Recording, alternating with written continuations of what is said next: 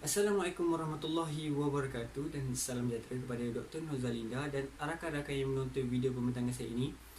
So, terlebih dahulu saya ingin memperkenalkan diri saya. Nama saya Ahmad Asharif bin Muhammad Azhar. Nombor metrik nombor 62581. Okey, dalam video ini saya ingin mengulaskan mengenai sebuah buku yang pada saya sangat menarik yang bertajuk Psikologi Orang Jaya dan ketahui ciri-ciri jiwa dan cara berfikir manusia yang digelar sebagai pejaya. Okey, mari kita melihat terlebih dahulu mengenai biodata penulis buku ini. Buku ini diterbitkan pada tahun 2001 oleh seorang penulis wanita yang bernama Puan Ainul binti Muhammad yang kini berumur 70 tahun dan beliau dilahirkan di Jen Jarum, Selangor pada tanggal 11 Februari 1950 dan beliau telah berkahwin dengan pasangannya yang bernama Prof. Emeritus Dr. Abdullah bin Hassan yang juga merupakan seorang penulis dalam bidang bahasa dan linguistik.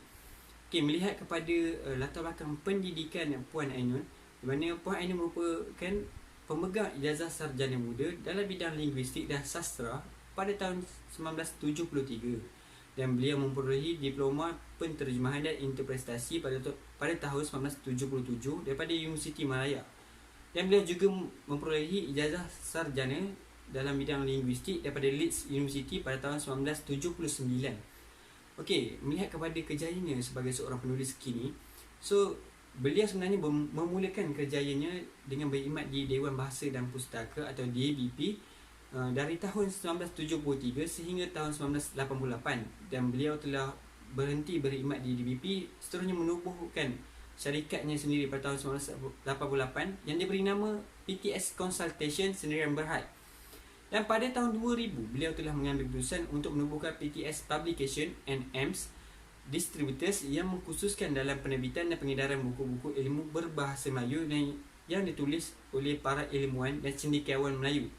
Dan pada tahun 2012, nama syarikatnya telah ditukar kepada PTS Media Group Sendirian Berhad. Beliau kini telah berjaya menghasilkan lebih daripada 30 buah buku di dalam bidang terjemahan, komunikasi, pemikiran literal dan kreativiti bersama dengan suami beliau, iaitu Profesor Abdullah Hassan.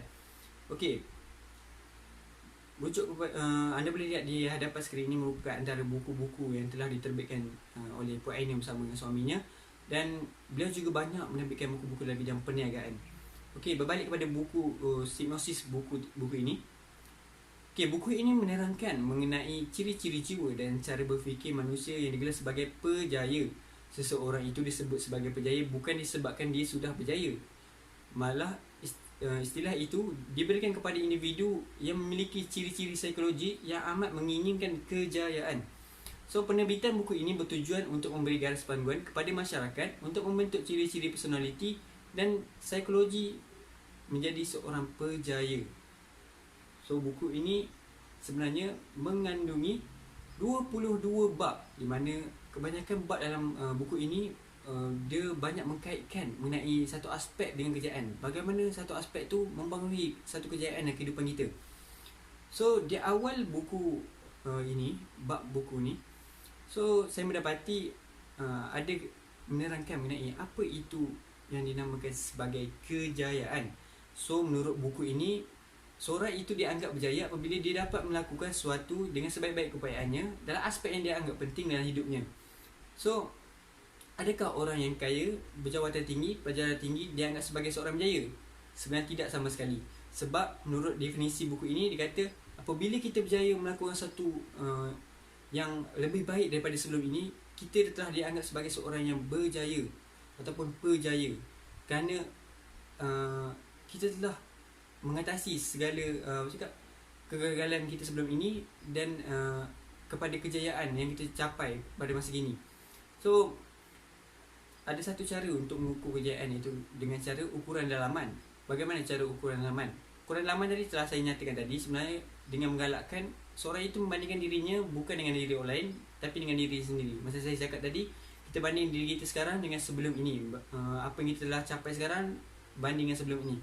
So, itu dah anggap sebagai satu kejayaan untuk diri kita. Okey, bagaimana cara untuk membentuk ciri-ciri psikologi dan personaliti pejaya? Okey, dari sini saya nak terangkan 5 perkara. Yang pertama, konsep diri. Apa itu konsep diri? Konsep diri merujuk kepada pandangan dan sikap individu terhadap diri sendiri yang akan menggambarkan imej diri. So, Konsep diri terbina adalah berdasarkan perasaan dan fikiran terhadap segala bakat, keupayaan, keistimewaan, kekuatan, kelemahan dan kekurangan yang ada pada diri kita. So, di sini konsep diri ni menggambarkan image diri kita sendiri. Bagaimana kita mengenali diri kita sendiri. Sebagai contohnya, anda boleh bertanyakan kepada diri anda, siapakah saya? So, macam saya akan cakap, saya ni seorang pelajar, saya ni seorang yang malas, saya ni seorang yang suka membaca, seorang yang agak rajin untuk bersukan. So, kadang-kadang tadi merupakan konsep diri saya. Dalam buku ini menyatakan bahawa semakin kita mengenali diri kita, konsep diri kita, maka semakin kita mudah untuk mencapai satu kejayaan dalam hidup kita. Sebab apa? Kita tahu mengenai kekuatan dan kelemahan diri kita sendiri. Bagaimana kita nak atasi kekuatan, kelemahan yang ada pada diri kita dan menggunakan sebaik-baiknya kekuatan yang ada pada kita untuk mencapai kejayaan tersebut. Okey, yang kedua, esteem. Esteem merujuk pada perasaan yang dirasai berkenaan dengan nilai diri sendiri. Seorang yang esteem yang tinggi dalam dirinya cenderung menjadi lebih berjaya, manakala orang yang esteem yang rendah cenderung kepada kegagalan.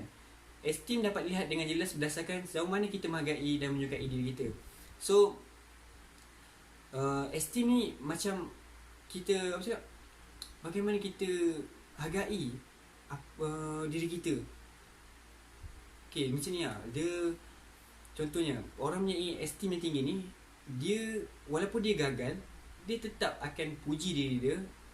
Dia tetap tak akan mengaku dengan kegagalan dia. Dia tak akan mudah menyerah dengan kegagalan yang dia hadapi. So, manakala orang yang esteem rendah ni, dia akan cakap, aku dah tak boleh buat lah, aku dah lemah, aku dah tak boleh lah. So, itu akan mengurangkan potensi anda untuk mencapai satu kejayaan. So, esteem ni sangat penting kerana esteem ni dia akan membawa kita dan mendorong kita untuk capai kejayaan yang kita inginkan tu. Okey, terdapat beberapa faktor yang menjadi sumber esteem dalam diri kita. Yang pertama, harta. Yang kedua, bakat, kepintaran, rupa paras, kuasa dan agama. Okey, seterusnya ialah efikasi. Apa itu efikasi? Okey, efikasi ni merujuk kepada keupayaan seorang itu melakukan tugas hingga ke tahap tertentu. Okey, dalam buku ini menyatakan kajian daripada seorang pakar psikologis iaitu Albert Bandura yang menyatakan bahawa apabila seorang itu memiliki keyakinan bahawa satu tugas dapat diselesaikan, maka keyakinan akan menghasilkan kejayaan. So macam ni, efikasi ni kita meletakkan satu tahap yang ingin kita capai. So, dan kita percaya dan kita yakin kita dapat mencapainya. So itu merupakan efikasi. So kita meletakkan satu tahap yang kita boleh dapat capai benda tu, dan kita yakin kita boleh capai. So sangat penting. Macam kita nak capai satu kejayaan, so kita kena yakin dengan diri kita bahawa kita dapat mencapai kejayaan tersebut. Okay, yang keempat ialah penampilan. Penampilan merujuk kepada pembentukan diri seorang agar kelihatan menarik dari segi fizikal dan mempunyai kepribadian yang terpuji. So kat sini ada dua jenis ketampanan dalam penampilan. Yang pertama, ketampanan fizikal merangkumi wajah dan tubuh badan. Yang kedua, ketampanan sosial seperti pendidikan, kepakaran dan akhlak diri seorang. So kedua-dua ini merupakan dua bentuk ketampanan atau penampilan yang dapat membantu kita untuk mencapai satu kejayaan. Okey, yang terakhir adalah karisma. Karisma merujuk pada kuasa peribadi yang sangat berharga. Kuasa karisma dapat mendorong individu lain untuk mengubah fikiran dan tingkah laku mereka sama ada ke arah positif maupun negatif. Orang yang dikata berkarisma ni, dia kebiasaannya mempunyai tiga unsur ini, iaitu ilmu, ketulusan dan image. Sebagai contoh, kita boleh kaitkan dengan Tun Dr. Mahathir, mana beliau dikatakan seorang yang mempunyai karisma. Dengan dia dapat mempengaruhi individu lain, rakyat-rakyatnya sendiri. So sebab apa itu? Beliau mempunyai ilmu yang tinggi, beliau mempunyai ketulusan dalam melaksanakan tugas sebagai Perdana Menteri sebelum ni, dan beliau juga mempunyai image yang sangat terkenal, bukan setakat di dalam negara, malah di luar negara juga. Banyak negara yang mengenali diri beliau. Dan karisma ni dia dapat membantu kita untuk mencapai satu kejayaan. Sebab apa? Kita ada tiga unsur tadi. So dia tiga unsur tadi dapat mempengaruhi diri kita dengan lebih mudah untuk mencapai kejayaan yang kita inginkan. Okey, sebenarnya tak semua orang memiliki karisma, tapi bukanlah karisma ni menjadi syarat utama untuk mencapai kejayaan, tidaklah seperti itu. Tapi karisma ni, jika anda memiliki karisma, anda sangat berpeluang untuk mencapai satu kejayaan yang lebih besar dalam hidup anda. Okey, yang kesimpulannya, setiap individu mempunyai potensi tersendiri untuk menjadi seorang yang berjaya. Segalanya ditentukan oleh diri kita sendiri untuk mengilap diri dalam memenuhi keperluan kepada kejayaan yang diingini. Kegagalan bukanlah perakhiran untuk berjaya, tetapi merupakan permulaan untuk kita mengorak langkah menjadi lebih baik. Individu yang lemah adalah individu yang takut dengan kegagalan. Justru keseluruhan buku ini telah menjelaskan membaca mengenai konsep sebenar yang perlu diketahui dan difahami untuk membentuk identiti dan syarat menjadi seorang yang berjaya dalam hidup kita. Okey, itu saja untuk pembentangan saya. Sekian, terima kasih. Assalamualaikum warahmatullahi wabarakatuh.